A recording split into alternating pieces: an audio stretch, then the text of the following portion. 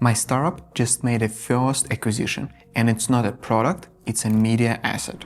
Usually you see headlines when startups get acquired with no numbers and details, but today I will share how we acquired another company, all details, numbers, and what we are going to do next. Hey, I am Bo, I am co-founder of Savvy Nomad. We help Americans abroad pay less taxes in US. We are bootstrapped and profitable, around 55,000 MRR and bringing around 70,000 in monthly revenue. Let me start with a backstory. Most of our new customers find us through Google Ads or Google Search, which puts too much dependency on Google. Long term, we won't scale just by launching new products and new services.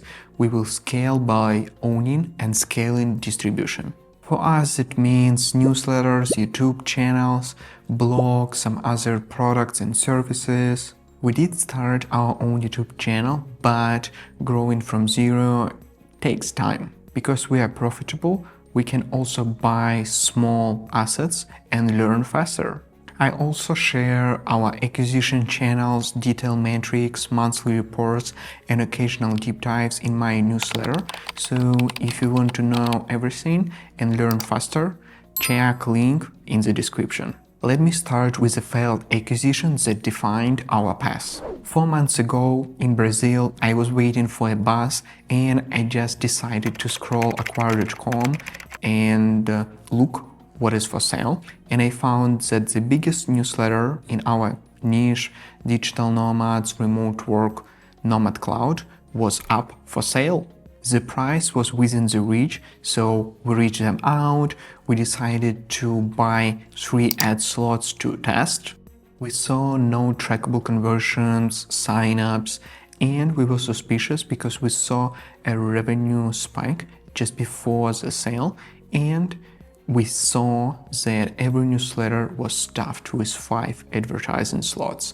For me, it's too much. My personal opinion is that content is also low quality.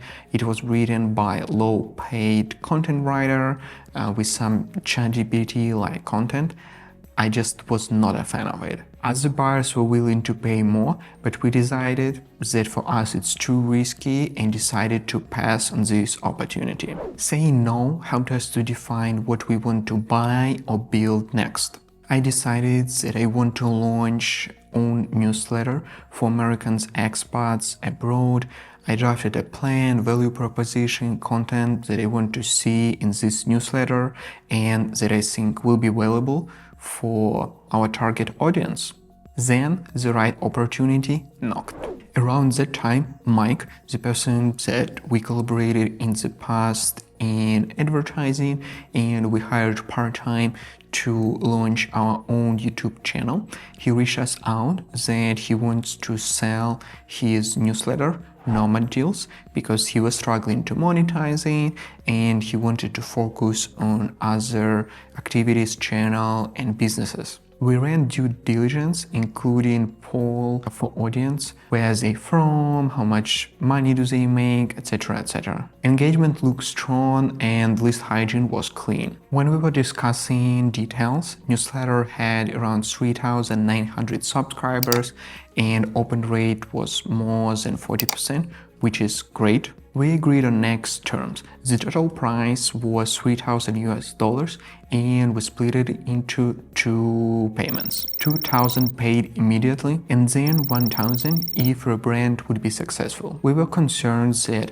when we would change the name and announce the change of the ownership, a lot of people will unsubscribe, so we write down next terms. If followers count stay above 2,000 and open rate would be higher than 30%, then we would pay a second part. In this way, we can hedge the risk that audience are not from US or not interested in content or newsletter that we want to have. When I was planning to launch our own newsletter, I was planning that cost per subscriber would be around $2.5, so we got a great deal. So far, the brand is going great. We lost maybe 100 subscribers and open rate is 40-50%, which is amazing. Those numbers show why owning a media is part of our core strategy. Owning media compound trust, lower customer acquisition cost long term, and give us a platform not just promoting our own business and services,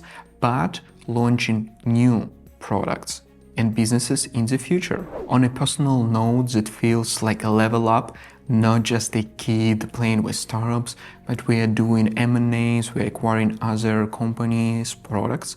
Yes, it's a very small acquisition, but I think that it won't be the last one, and it's better to learn how to go through due diligence, how to research for new opportunities with a small acquisition, not starting with a huge one.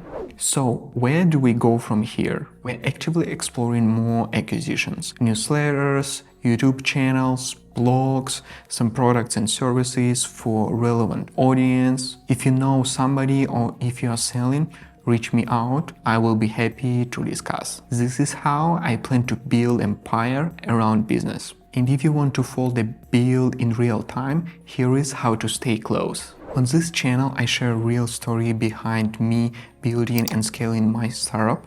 My goal is to reach 1 million ARR. Right now, we are around 65% of this goal, and I'm very happy that I can scale my business while traveling full-time.